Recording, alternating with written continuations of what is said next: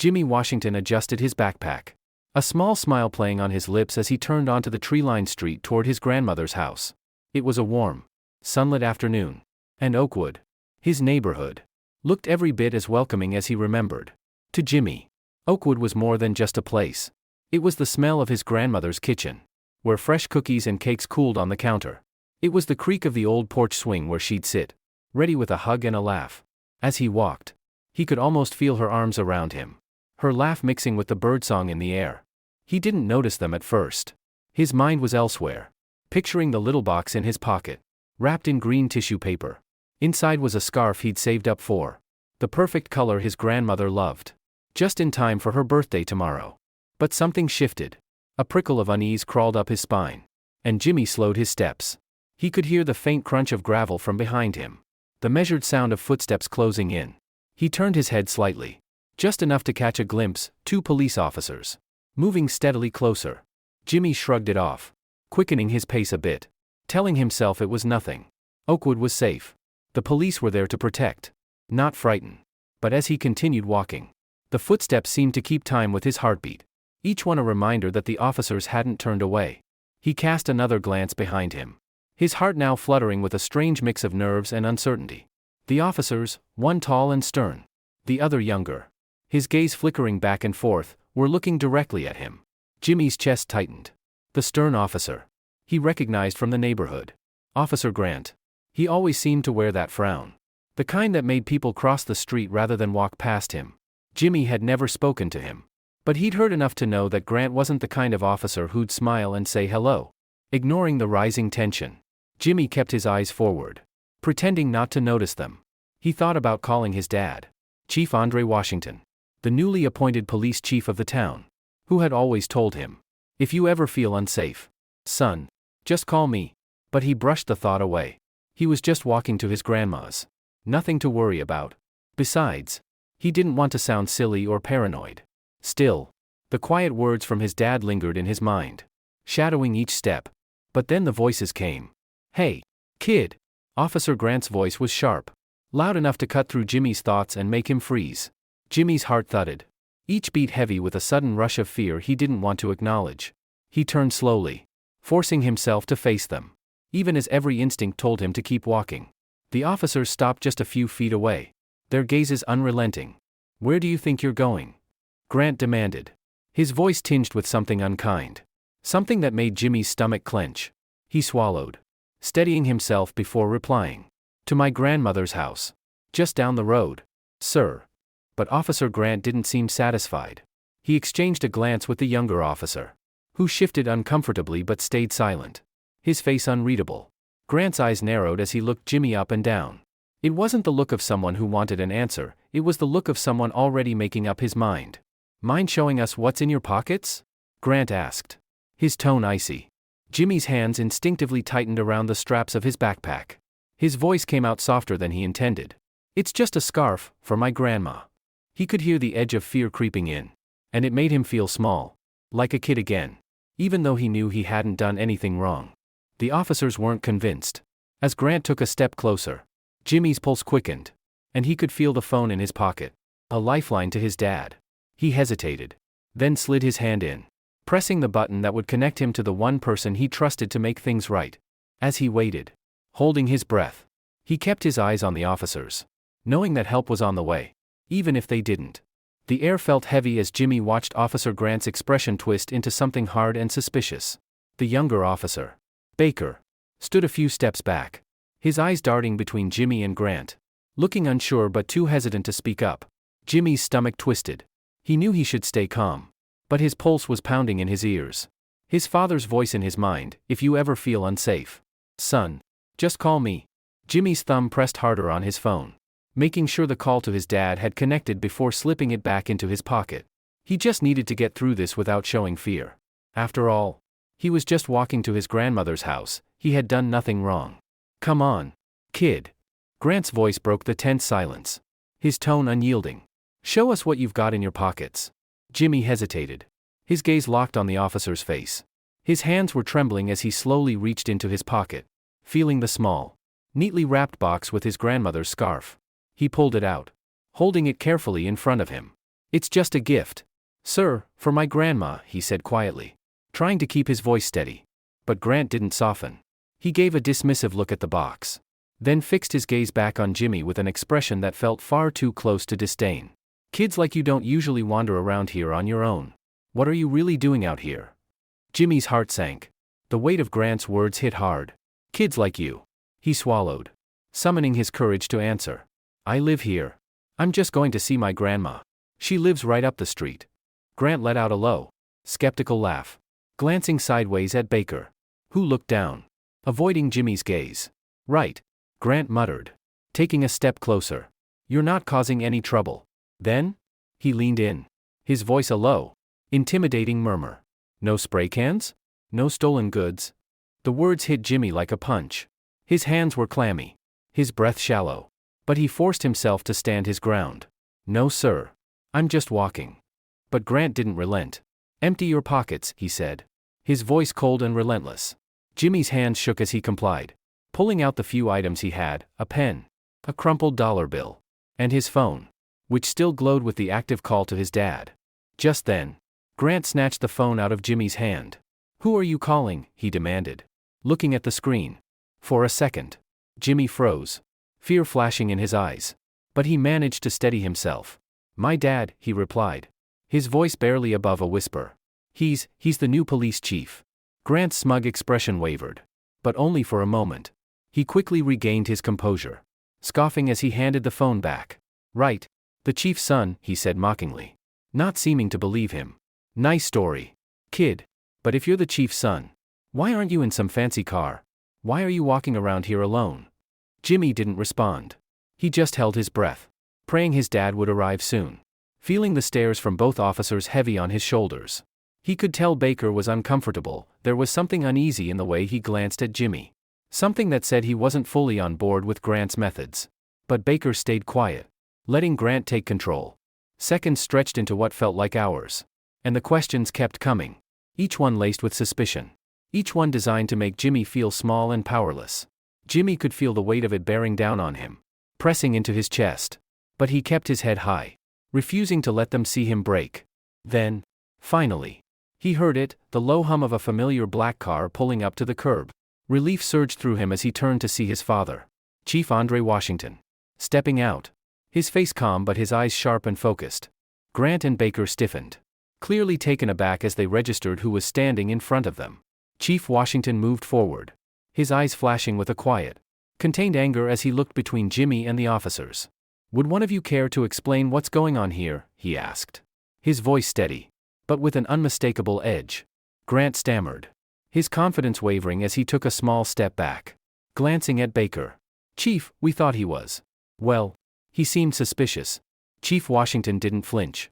He crossed his arms, waiting for Grant to finish, his gaze piercing and unyielding. Suspicious. You say, he repeated slowly, his voice filled with a quiet authority. Suspicious of what? Exactly? Grant's face went pale as he struggled to find the right words.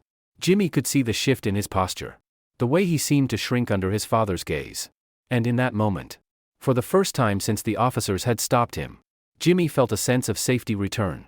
As he stood there beside his father, Jimmy knew that this was far from over, but he also knew he wasn't alone. And for now, that was enough. Chief Andre Washington's heart was pounding as he maneuvered through traffic, his mind racing with the words he'd just heard from his son over the phone. Jimmy's voice had sounded so small, laced with a fear that Andre knew too well, a fear he had spent his career fighting against. Andre had taken on the role of police chief with a vision to build a community that didn't just feel safe but truly respected every person who lived there. Now, his own son had become a target, reduced to a stranger's assumption on the street where he grew up. As he neared Oakwood, Andre clenched the steering wheel, trying to keep his anger in check. The last thing he wanted was to make a scene or act out of emotion. He knew all too well how fragile respect was in his line of work. But as he pulled up and spotted his son standing between two officers, his heart clenched. Jimmy looked so small, his face a mask of forced calm that only a father would see through. Andre parked his car, taking a deep breath before stepping out. Every movement was deliberate, every step measured. He wouldn't let his emotions rule him now. He would stand by his son with the same strength he'd shown countless others in his community. The officers, noticing his presence, turned with surprise etched into their expressions. Officer Grant's face shifted from confidence to something close to alarm. His mouth slightly open as he registered who was approaching. Chief Washington. Grant stammered. His voice laced with a mix of shock and uncertainty. The younger officer, Baker, straightened. His face flushed as he tried to avoid Andre's steady gaze. Andre looked from Jimmy to the officers. His face set in a calm but intense expression. "Would one of you care to explain what's happening here?" he asked. His voice low and measured, but filled with authority. Grant cleared his throat, struggling to regain his footing. We thought he was acting suspiciously, sir," he replied. But his tone lacked conviction. This young man didn't look like he belonged around here. The words were hesitant, as if he already knew how flimsy they sounded, how unjustified they were. Andre's gaze didn't waver as he took a step closer. His eyes locked onto Grant's. "Suspicious," he echoed slowly, his tone filled with restrained disappointment. "So, my son, my 13-year-old son, looked suspicious because he was walking to his grandmother's house." Grant shifted uncomfortably, his confidence crumbling under Andre's intense stare.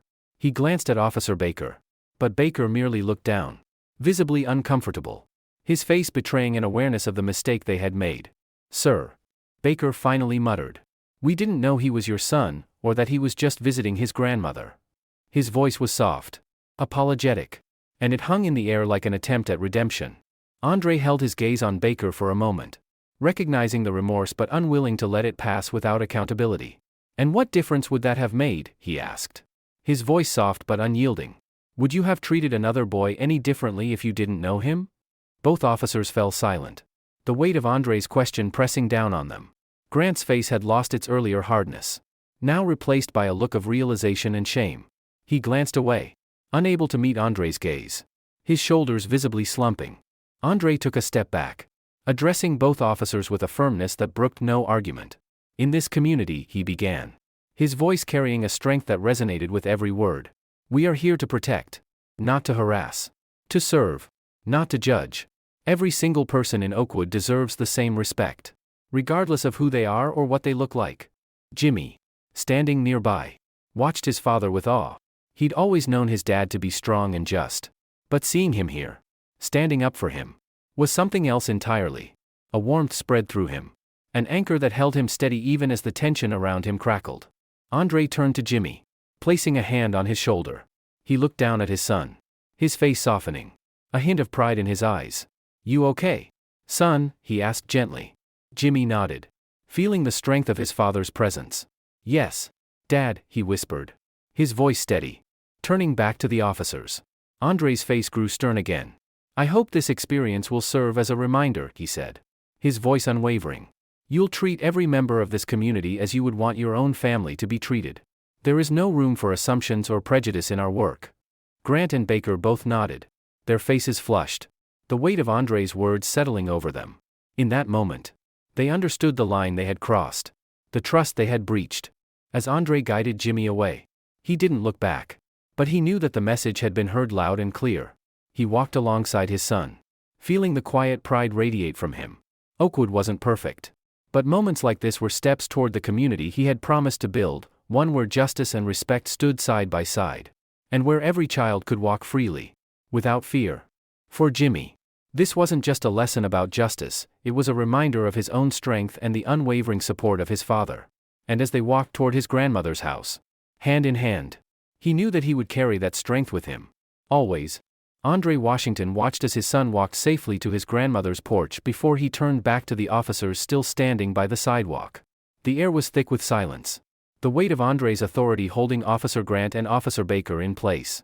Grant, usually the one to stand tall and confident, looked at the ground, his face tense, his pride wounded.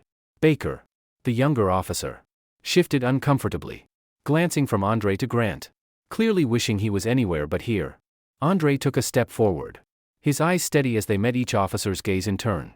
"Gentlemen," he began, his voice calm but laced with the kind of authority that demanded attention. "Today, I saw two of my own officers treat a young boy as if he were a suspect simply for walking in his own neighborhood. I would like to understand how that happened." Grant cleared his throat, scrambling for words.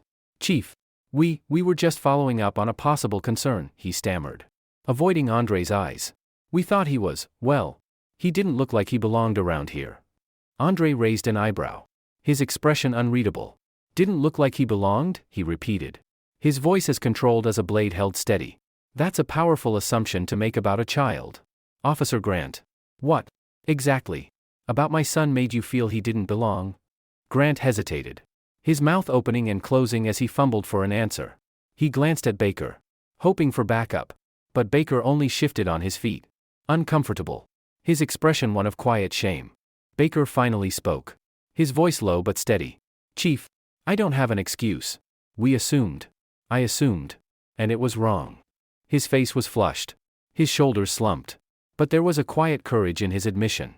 Andre acknowledged Baker with a nod, recognizing the honesty in his words. You're right, Officer Baker. It was wrong. And it's something that needs to be addressed, not just for Jimmy, but for every person in this community. We can't allow ourselves to fall into patterns that betray the trust of the people we serve. Turning his gaze back to Grant, Andre's expression hardened. This is exactly why I took on this position. So that people in this community wouldn't have to fear the very officers who are meant to protect them. You see, I grew up in a neighborhood like this. A place where too many kids were judged on appearances rather than character. I don't intend to let that happen under my watch. Grant's face had paled. He took a shaky breath, realizing that he had stepped over a line that wouldn't simply be erased. His usual confidence was gone, replaced by a dawning awareness of the implications of his actions. Andre's voice softened, though it lost none of its firmness. Every day, people in this community rely on us. They trust that we'll treat them with respect. That will keep them safe. But respect is a two-way street. Gentlemen, the moment we assume anything based on appearance, we betray that trust. The words hung in the air, heavy with meaning. Andre took a step back, folding his arms, letting the officers feel the weight of their actions. Now, he continued, I want you both to think long and hard about what happened here. This isn't about punishment, it's about responsibility. I expect every officer under my command to reflect on their actions and understand the impact they have on others, especially on the young people in this community. The silence that followed was thick and uncomfortable, but there was a sense of understanding in it, a recognition that something had shifted. Grant and Baker looked down, their faces mirroring the weight of Andre's words. They both nodded, quiet with reflection, the sting of regret clear in their expressions. From this day forward, Andre concluded, I want to see both of you building connections here in Oakwood, learning the names and faces of the people you protect, instead of assuming things about them. Because if we don't know them, if we can't respect them, then we have no right to wear this badge. With that, he turned, leaving the officers to contemplate the lesson he'd imparted. He walked back to his car, feeling the weight of the day settle over him. But as he glanced back, he saw a change in their stances, a small shift, a humbled posture, an understanding that would linger long after today. And as Andre drove toward his own home, he felt the beginnings of a deeper shift, a belief that maybe, just maybe, he could make Oakwood a better place for Jimmy and every other kid who deserved to feel safe on these streets. Jimmy stood by his grandmother's porch, watching his dad stride back to the car. The quiet strength in his father's steps filled Jimmy with a sense of pride he'd never felt so deeply before. As Chief Washington opened the car door, Jimmy stepped down from the porch, meeting him halfway.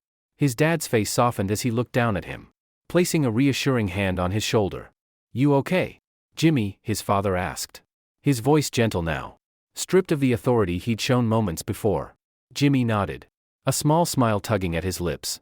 But beneath that smile was a storm of emotions, relief, pride, and something else he couldn't quite put into words. Dad. Jimmy started, his voice barely a whisper. Thank you.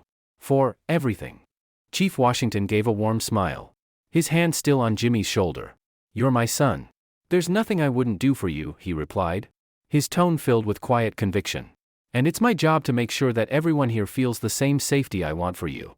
They climbed into the car, and as they drove home, a comfortable silence settled between them, broken only by the hum of the engine and the occasional sound of birds flitting across the sky. But Jimmy's thoughts were racing. He realized, perhaps for the first time, the depth of his father's commitment, not just to him, but to the entire community. Later that evening, as they sat around the dinner table, Jimmy noticed his dad's expression shift, his gaze thoughtful and far away. He knew his father was thinking about Oakwood, about what it meant to be a leader who truly cared for his people. And Jimmy, watching him, felt a new sense of purpose brewing inside him. a spark that had been ignited by the day's events. A few days later, the story had spread around Oakwood. Parents talked. Children whispered. And even the neighborhood elders shared their thoughts on what had happened between the chief and his officers. What surprised Jimmy most was the reaction of the community. People began to see Chief Washington as more than just the new authority figure. He was a protector. A symbol of the change many had been waiting for. And soon, they came forward, neighbors, families, people who'd lived in Oakwood for generations, each with their own stories. Each with their own hopes for a fairer, safer place. Chief Washington organized a community meeting in the park, inviting residents and police officers alike. Jimmy watched from the back, feeling proud as he saw his dad standing before the crowd, speaking with the same calm authority he had shown that day with Officer Grant and Officer Baker. "My door is open to each of you," Chief Washington said, his voice strong yet welcoming. "I want this to be a place where every child can walk freely, where every family feels safe, where every person knows they're valued. This community doesn't belong to just one group, it belongs to all of us. And it's up to each of us to make it a place we're proud to call home." The crowd erupted in applause. And Jimmy felt his heart swell. He looked around and saw a new hope in people's faces. People approached his dad after the meeting, sharing their thoughts, their gratitude, even their concerns. His dad listened to each one, making notes, shaking hands, assuring them that their voices would be heard. As they headed home that night, Jimmy felt something inside him shift. The world hadn't changed overnight, and he knew it wouldn't be easy. But he had seen, firsthand, the power of standing up, of demanding respect, of fighting for a fairer future. He looked up at his dad, who was walking beside him, deep in thought but with a satisfied smile on his face. "Dad," Jimmy said, his voice filled with newfound determination, "when I grow up, I want to help people like you do. I want to make a difference." Chief Washington paused, looking down at his son with pride and warmth. "Then you already have, Jimmy," he replied. "Every time you stand up for yourself, every time you show kindness and courage, you're making a difference." They walked together under the quiet stars, father and son, side by side, carrying a legacy that would echo in Oakwood and beyond. Jimmy knew his journey was just beginning, but with his father's strength to guide him, he felt ready to face whatever the future held.